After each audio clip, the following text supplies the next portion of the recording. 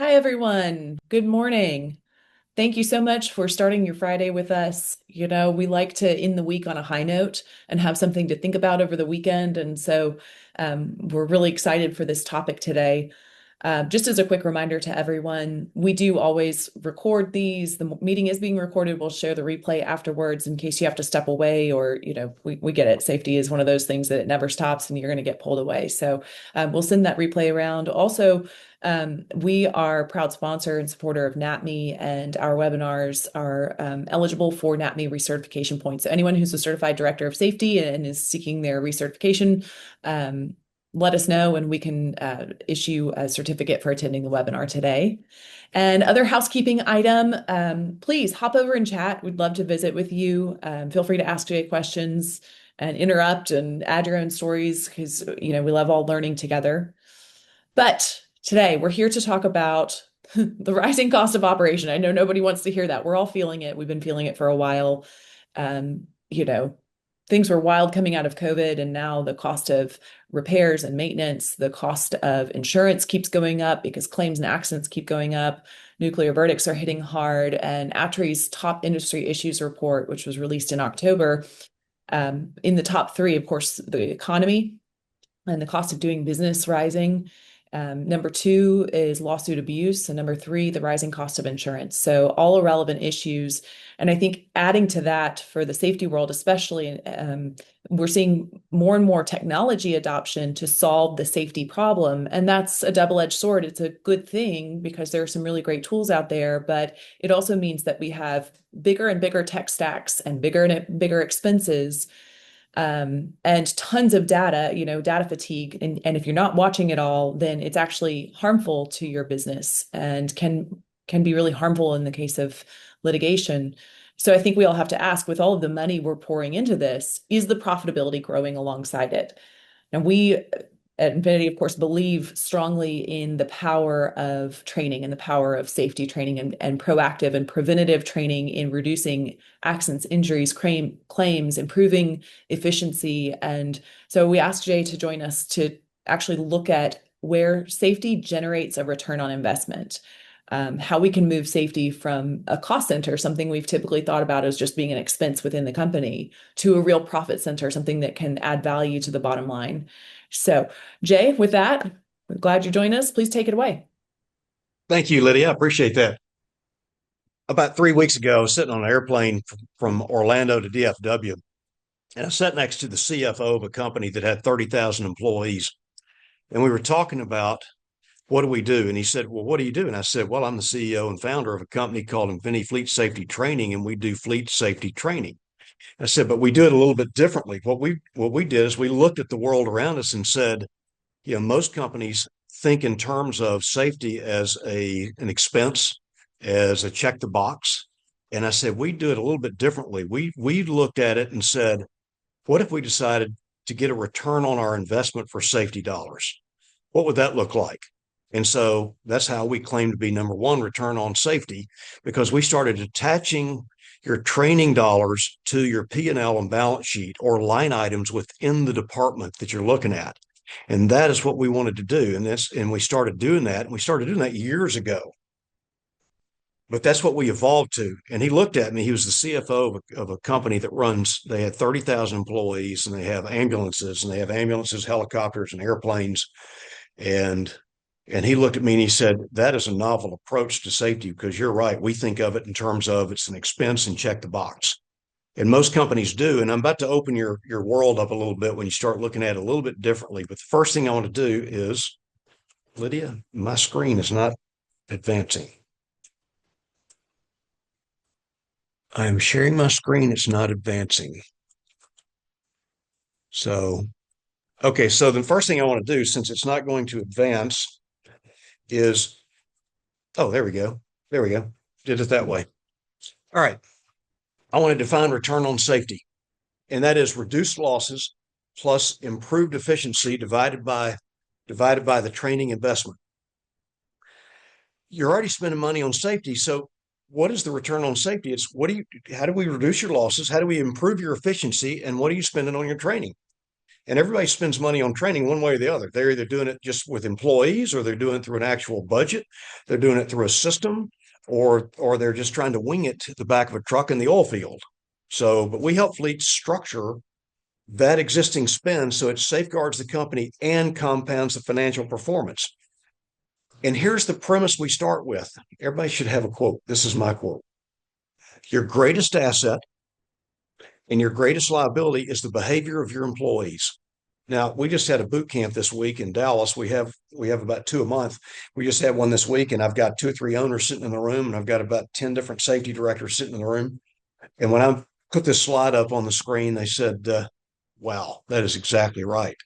And if you don't believe this, think about the employee that drove a truck, about 4 or 5 weeks ago in Florida and made an illegal U-turn and cost the lives of people. And it's going to cost that company, could cost them their existence.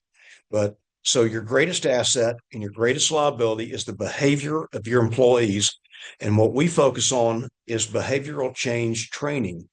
And what we want to do is look at what line items create the biggest return on your investment for your safety dollar so that you can actually get a return on your investment. Now, how do we know this? How do we know that we can do this? Because we've been in business 26 years. We've delivered 188 million training sessions to over 3.5 million employees, to over 5,000 companies.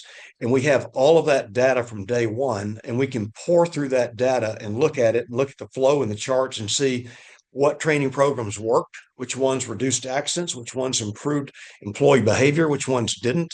And we can compile all that down to what we call our process and our protocol for you to be more successful. And that's what we've done. So now I want to start telling a story. Now I want to get into the fun part of this meeting. Behavioral change. I want you to imagine, and it's always more fun to do this in front of a group, but I want you to imagine that you have 15-year-old teenager, and many of you have had 15-year-old teenage sons or daughters. And I want you to imagine that on January the 1st of this year, you're going to walk in and say to them, this year, son, we're going to do things differently. This year, I want you to make your bed, brush your hair, brush your teeth, take the trash out, feed the dog, do all the things you're supposed to do. And I'm going to check back with you at the end of the year, and we're just going to see how that works out. Now, when I'm doing this in front of a live audience, everybody laughs because they know that's not going to work out. So we do the opposite of that. We want to make sure that we do short, sweet, to the point, quick reminders. See, there are a couple of philosophies that go along here. Number one, the society today has the attention span of a gnat. I mean, go back to my day. We'd watch John Wayne and Dean Martin on movies, and they'd spend a minute lighting their cigarette on a lamp, and we'd watch it. Now, today you have the MTV generation. They need an edit almost every half of a second or more. Then are you smarter than fifth graders? So we put that common sense approach together and said, let's put together curriculum that's 2 to 3 minutes.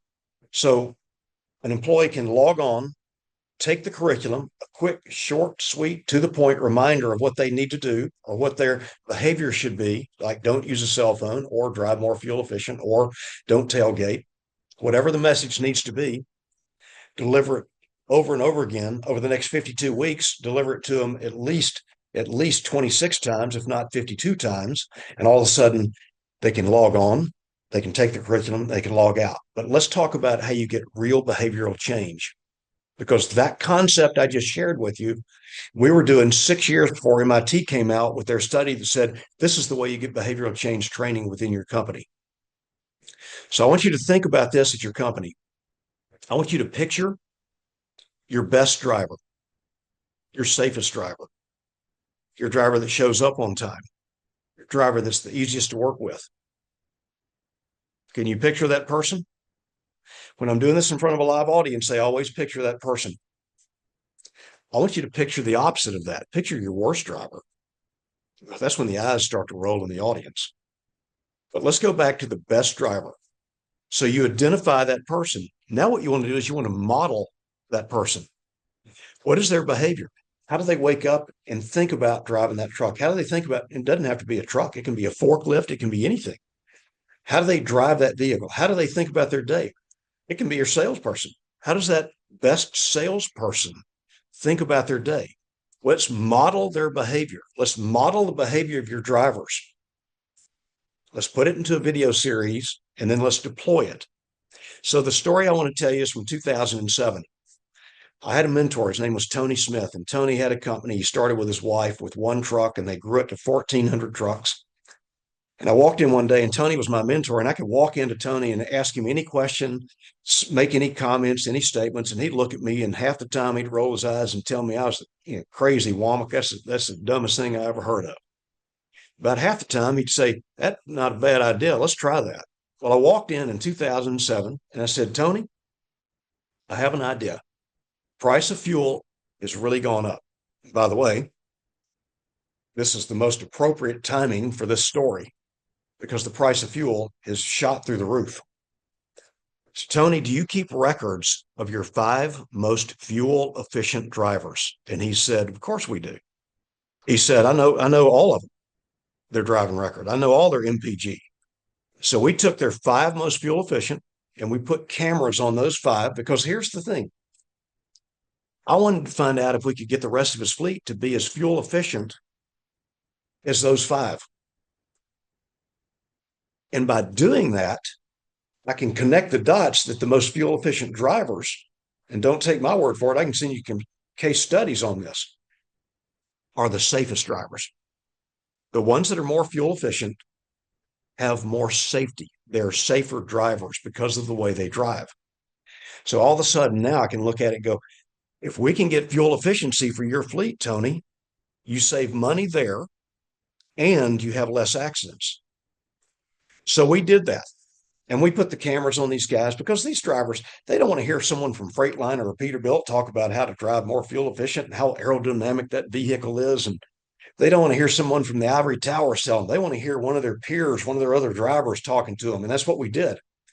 So we put the camera on 5 different people. We had about 6 or 7 hours of content. We boiled it down to 50. Sorry, we actually boiled it down to 26 2 to 3 minute videos and assigned one a week out.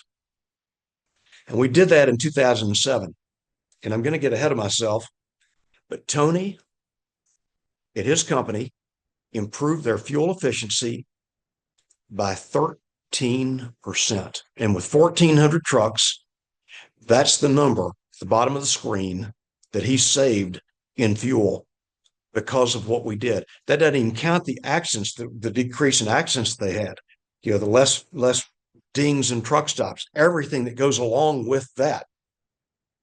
That is a powerful number. And right now, when we've seen the price of diesel shoot up, that's one of those programs you need to take a look at. Now, Tony took that line item that we worked on, and then he started looking at all these other line items in his company.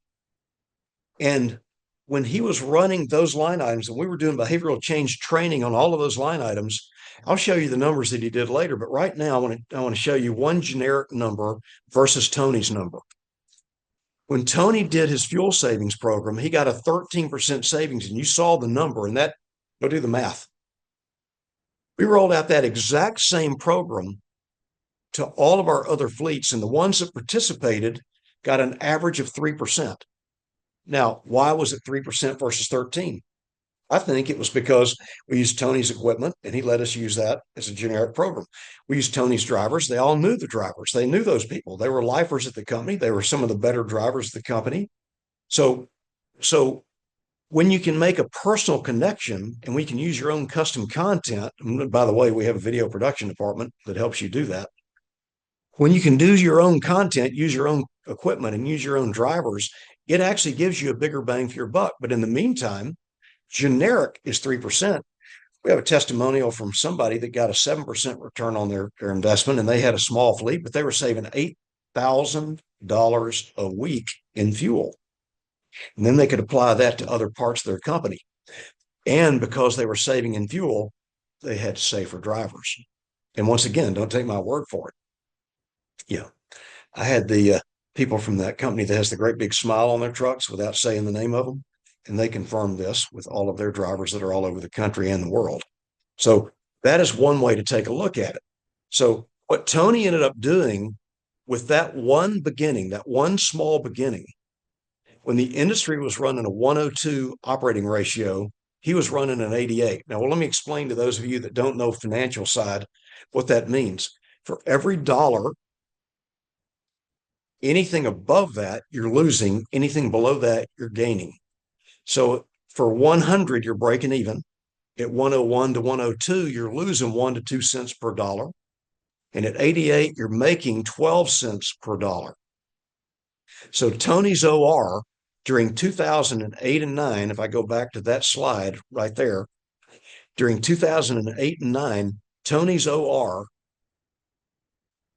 was so much better than the industry. So I went to chat and I said, chat, what were the top companies doing during this time? Not just the industry average. What were the top companies doing? And the top companies in the industry were running anywhere from 94 to 96 OR. Tony was beating the best companies out there, all because he targeted his training. And we got a front row seat because we did it for him. And that's what I want to bring to the table is those types of concepts. So now apply it. Let's take driver turnover as an example of problems within the industry that end up causing quite a bit of, let's see if I can, our system has a, there we go. Let me apply it to driver turnover as an example, because what does safety have to do with driver turnover? Well, quite a bit. And I'm going to show you a slide here in a second that's really powerful. So the ATA says that it costs you $12,000 to hire, acclimate, and lose a driver inside of 90 days. Now, I got news for you. That number cannot be accurate because I've been in this industry for 26, 27 years, and they've been preaching $8,000 to $12,000 for the last 20 years. So a couple of weeks ago, I was in a meeting. Somebody said it was at least 10 to 15,000. At least 10 to 15. I think it's even more than that. And the person I was sitting next to on the airplane, when we started talking about this number, he's got ambulance drivers, and he said ambulance is 22,000. Helicopter pilots and airline pilots, because they're transporting for medical all over the world, he said 80,000 to hire, acclimate, and lose a driver. So that's not the critical mass. What's really the critical mass is this slide. Really pay close attention to this slide. I first saw this slide with Great West. And Great West has, I think this public knowledge, they have about 50 or 60,000 insureds, companies that they insure. They have 50 to 60,000 companies they insure. And so they're pulling all this data. And they had this slide, and I asked them if they could give me the slide, and they never did. So I had to create my own. But their number showed 60 to 70%, if I remember right, of the accidents at companies occur by the first year employee, not the first year driver, the first year employee. The employee can have 1 year, 3 years, 7 years, 10 years, 12 years under their belt driving. But when they come to your company, that first year, they are causing 60 to 70% of the accidents. Now, I never got the slide from Great West, and I couldn't find 60 to 70%, but I could easily find 50 to 60%. I want you to think about this. So if your orientation and the psychology of your new employee and how comfortable they feel at your company has everything to do with your safety department. Your safety takes the hit when orientation isn't done properly. Your safety takes the hit when you don't recruit properly. So y'all have a symbiotic relationship with all of the other departments with your company, and you need to speak the same language. So this graph is so critical. Once again, I'm sitting next to the CEO. I mean, he was chief operating officer of the hospital company, the global medical system. And he confirmed this is true for ambulance drivers, helicopter pilots, forklift operators. Doesn't matter what your brand new employee is doing. They are causing the accidents. Are you connecting the dots? Because this next group of slides really connects it. Now, I know when you look at that on the right next to the slide on the left, the slide on the right, this is from all of the insurance underwriters our best guesstimate what is on a bell curve the average cost per year for truck insurance for 90% of the companies that are out there up and down the road. And it is $18,000 per year on a bell curve. That means if you look at 90%, 95% of the companies that are driving up and down the highway, they're spending $18,000 a year for auto liability. And we had a boot camp this week, and we had 2 or 3 owners in the boot camp. We had 10 or so safety directors. We had some operating officers in there. And they start leaning forward when they look at this slide and they go, that's true. That is true. Insurance costs, no matter how good you are jumping 12 to 48%. The other thing I would like to say is about half of the companies we talk to, the safety directors are not even involved in the actual conversation. Oh, they all pull the data together for the insurance renewal and the insurance competition. But if you're not getting your safety directors in the conversation with the agents and the underwriters, you are leaving money on the table. Safety has everything to do with what these rates are. And we have a white paper I'll be glad to share with y'all, where we actually, during this era of rising insurance rates, I mean, we had a company sitting in there this week that they had no reportable accidents and their rates jumped 25%. This is the environment we're in because of nuclear verdicts. So that graph on the left, connect the dots on the graph on the right, critical mass.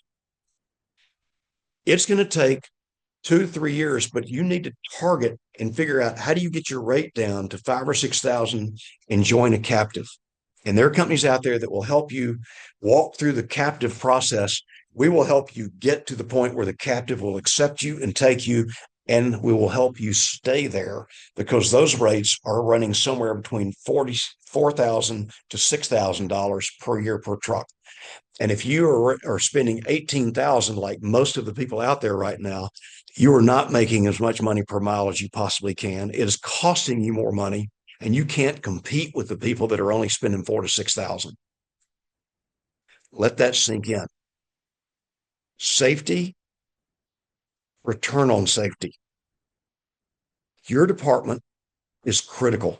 I would even take it one step farther and say that within our system, the people that you're talking to at our company, the client success reps, and by the way, our client success is second to none because we have real people that talk to real people.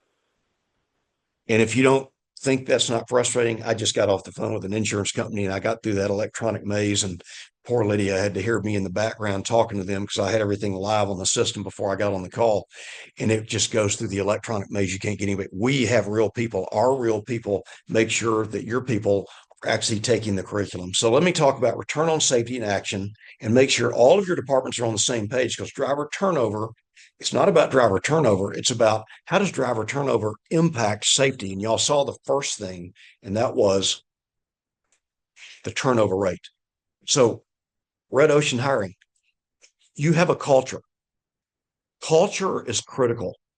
I like to say this, and you hear the culture word all the time now, but the bottom line is it's true. I'm a football fan, so I want you to think in terms of, can you put a Miami Hurricane football player in a Nebraska Cornhusker costume or uniform and have them perform the same way they would in Miami? The answer is no. 2 totally different cultures. One's not right, one's not wrong. It's just 2 different cultures. So when you're hiring drivers to come to your firm, what is the culture that you're bringing them into? And does everybody at your company back that culture? From the hiring practice, because here's the one I like to hear all over and over again. Oh, we're like a family. We have a family culture. Do you? Do you really?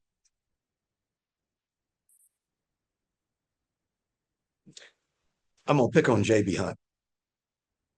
JB Hunt used to hire drivers. They still hire drivers, and they put them through orientation, and they give them They give him the new cap and the T-shirt. And Dan Baker, how many of y'all know who Dan Baker is? Dan Baker used to love to tell the story about JB Hunt. And he said, here comes this brand new driver, and he's been through orientation, and he's happy as he can be. And he gets his first truck, and he's out there, and he's driving down the road. He pulls in that first truck stop. He jumps out. He's got on that brand new ball cap, and he's got on that T-shirt, and it's all brand new. And there's 3 or 4 old timers from JB Hunt sitting over there at the diner, and they see him walking. And they say, we can tell by your hat and your shirt that you're brand new at JB Hunt. And then that proud young man, oh, yes, I am. They say, well, come on over here and let us tell you how it really is at JB Hunt. Yeah, that's not just playing out at JB Hunt. That's playing out at almost every company across the spectrum. And there's 400,000 DOT numbers out there. There's 400,000 companies out there talking about how they're so big in family values. But are you? Are you really living up to it? Does your culture back that? Because that's what's causing turnover. If you mislead people bringing them in, now here's the communication gap. The CEO of the company says, I got empty trucks. I need them filled. The safety guy says, I can't take that driver. And the recruiting guy says, but I'm getting chewed on about not having all these trucks filled with drivers. You see where the disconnect's coming in? So you can't have just a standard orientation if you want to keep drivers and cut down your accident rate in that first year. You've got to improve the orientation and make sure psychologically they feel at home. They feel comfortable. They know where accounting is. They know if they have a problem who to go to. They know where the bathrooms are. They know where the break room is. They know what the standard procedures are at your company. Make sure they are embedded in your company and your culture. You will have less turnover and you will have less accidents. Promise you. The numbers bear it out. 188 million training sessions bear it out. Dispatcher training. What does that have to do with it? It has everything to do with it. You see, employees don't leave companies. They leave bad conversations. They leave bad managers. If you're not tracking your dispatcher retention numbers, you need to. The best companies are doing that. Are you trained, for lack of a better term, are you training your dispatchers on dispatcher training, on how to be nice? Dale Carnegie. How are you nice? How do you be nice?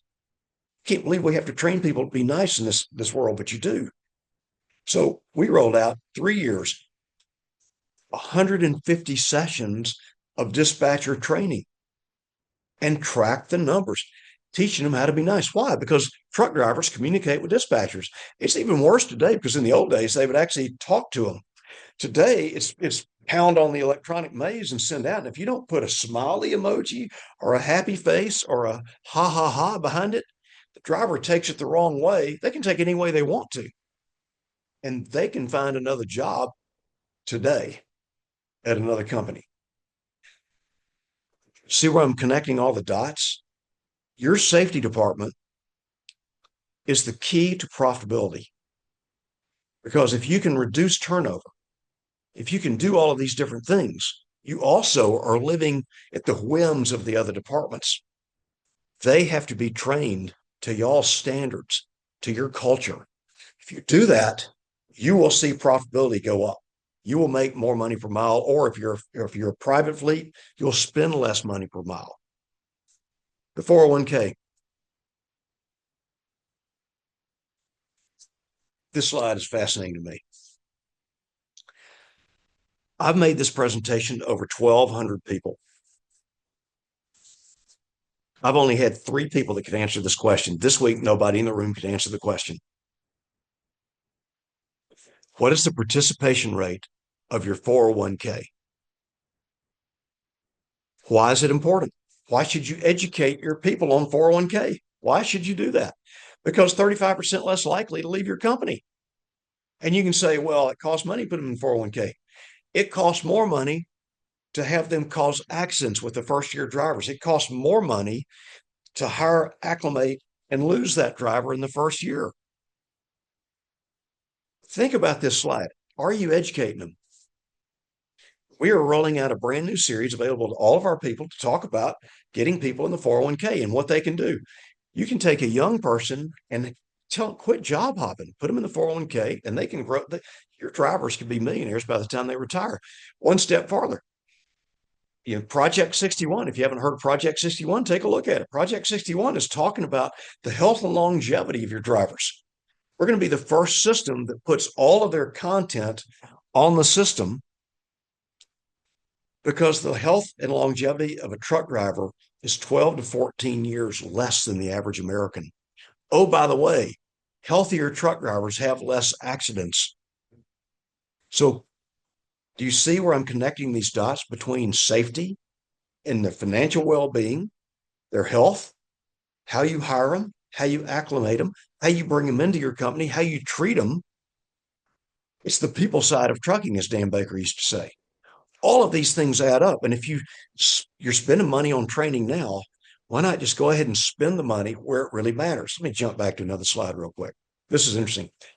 This is the slide that most people on safety don't really like to pay attention to, but this is the slide that the recruiting department loves and HR loves.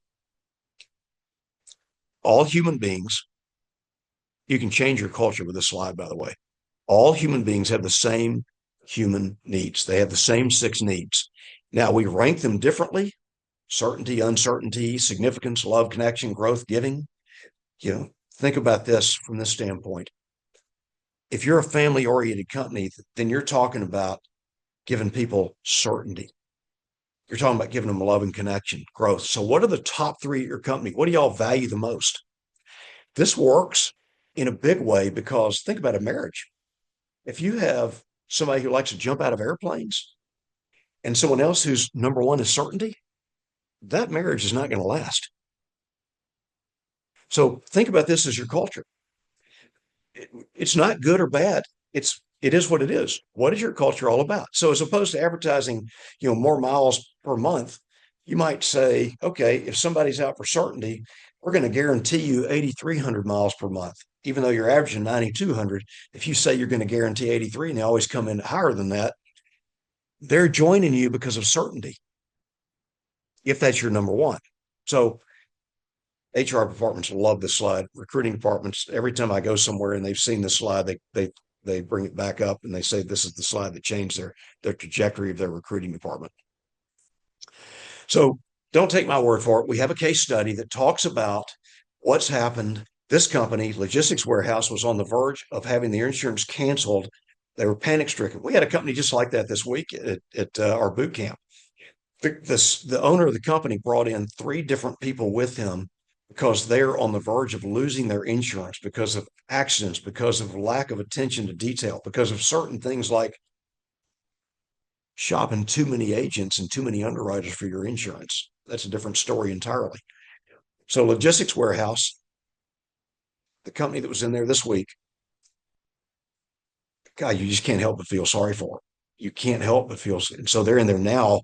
They're just starting with us, and we will help them. We will help them get their insurance. We will help them lower those costs over the next few years. And Logistics Warehouse case study, they had a 0% increase in their premiums, and they went to a captive in just 5 years, dramatically improved their profitability.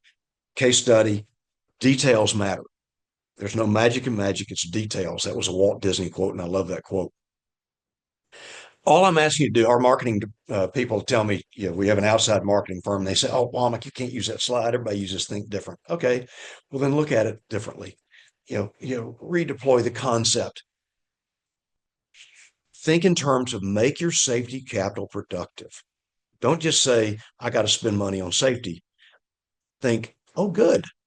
I get to spend money on safety because I know I can turn that dollar into 100 to 1 return, or I can turn it into at least a 30 to 40 to 1 return. We can look at your line items on your department, your P&L, and your balance sheet, if y'all want to do that, and help you take it to the next level. Nobody else does that. That's what makes us number 1 in safety, return on safety. Make your capital productive. Now, here's the biggest problem that most companies have: execution. That's the biggest problem we all have. I want you to think about this. The difference between what is and what ought to be. What is, I'm 20 pounds overweight. What ought to be? I ought to be 20 pounds lighter. It's execution. I know what to do. Eat less, work out more. The difference between more profit per mile and losing money We ought to be making money in this industry, not treading water, not hoping. And the difference is execution. And the difference is the behavior of your employees, whether it's your drivers, your accounts receivable, your sales, your dispatchers, your maintenance department. I haven't even talked about maintenance. We haven't talked about, we poured through, we poured through the logbooks looking and going, okay, how long does it take a mechanic to repair a transmission? If these mechanics are taking six additional hours, that costs our company money. If these are doing it an hour and a half less and they're doing a great job of it, model them. How are they doing it? And train the others and become more efficient. We can look at almost any line item at any company and use behavioral change concepts to improve it. Execution is what we do best. That's why we have client service people that actually pick up the phone and call you. I can tell you this. I can guarantee you beyond a shadow of a doubt, if you will follow our protocol and deploy minimum 2 assignments a month, and you get 90+% of your people to use that and do it, we have the records. It will dramatically improve your profitability and your safety. And if you improve your safety, definitely. And if you target the proper line items and you connect the dots, it will improve your profitability. And I will guarantee you that because I've seen the numbers. I know what it will do. I'm not going to enable you to have a check the box system. Our company is proactive. Our client service picks up the phone and they act kind of like the mother of a bunch of boys. And they go, Tony, people aren't using the system. If you want to see the results, you need to be using the system. Don't take excuses, make them get on, pay them to do it. We're talking about less than an hour a month of training to dramatically change the results. Nobody else does that. What we've gotten into nowadays is all this conglomeration of, all of our equipment's under one umbrella and blah, blah, blah, and all that good stuff. That has cost you more per mile and it's cost you your safety records. And if you don't believe me, look at the insurance rates. Insurance rates are jumping 12 to 50%, 48% every year, even for good companies. And I'm telling you, there's something you can do about it. So it's time to execute. The question is basically free trial. Oh, Lydia, I'm going to let you jump in here and talk about this. This is our poll now. Sure, yeah. So, Jay, thank you. So yes, anyone who's interested in taking a look at our platform or talking with us about areas that would be beneficial to target for your operation, because most fleets are going to have similar needs, but every company is unique, and we love taking a closer look. We start with pulling a fleet safety analysis report, pull your CSA data to look at the violation trends, because that's just a simple place to start and quickly deploy. But then we love to have a conversation. There's a questionnaire that we can go through to uncover top areas to improve. Our bread and butter is certainly safety, but a lot of these areas also hit, like Jay mentioned, HR, recruiting, maintenance, other operational teams. So we can take a look at where we can deploy training across the company to really see an impact on the bottom line. And that's, in today's day and age, that's what it's all about, is making sure we're staying in the black so we can keep operating, keep coming to work every day and doing what we do. So if you're interested, there's a poll. Please, give us a shout, let us know, and we'll reach out. If you don't, that's fine. We're going to send everybody the replay of this so you can take a look when it's quiet and give it some thought yourself. And I'll likely send around the logistics warehouse case study Jay mentioned, because it's really straightforward. Nothing that we did with them was particularly difficult. It just took a little effort. It was small changes that had big impact over time, and it takes time and consistency to get anywhere. Ask your trainer, ask your coach from college or high school ball. Like, you've got to show up every day and do the work, and that's when you're going to see the results and be the winner. So we'd love to take a look at you. I had a question in chat, so let's look. The content only in English, or do you have French versions too? So all of our content is spoken in English. We do have captions that you can turn on for the content. I think the translations have been done in Spanish. I will check on French and let you know. But it would be very quick to get everything captioned in French if we don't have that. We've done some other one-off languages too, as requested. And I think rolling out pretty soon, we'll have the full system translated into other language as well. So that'll be based on your browser settings. It'll just automatically convert. That's not there yet, but rolling fairly soon. And Also, my yes, phone number is down there at the bottom of the screen, 903-244-2192, 903-244-2192. I'll answer any questions. Text me, call me. Love to talk to you. Be sure and leave a voicemail because we all get so many scam calls nowadays that it's ridiculous. But be sure and leave a voicemail. I listen to all my voicemails and I do return phone calls. So that is my real number, 903-244-2192. We are passionate about safety. We're passionate about profitability for companies. So, yep. so there it is, Lydia. Wonderful. Everyone, thank you. Jay, thank you very much. And we appreciate starting the day with you. Have an awesome Friday and a great weekend. Thanks. Thank you.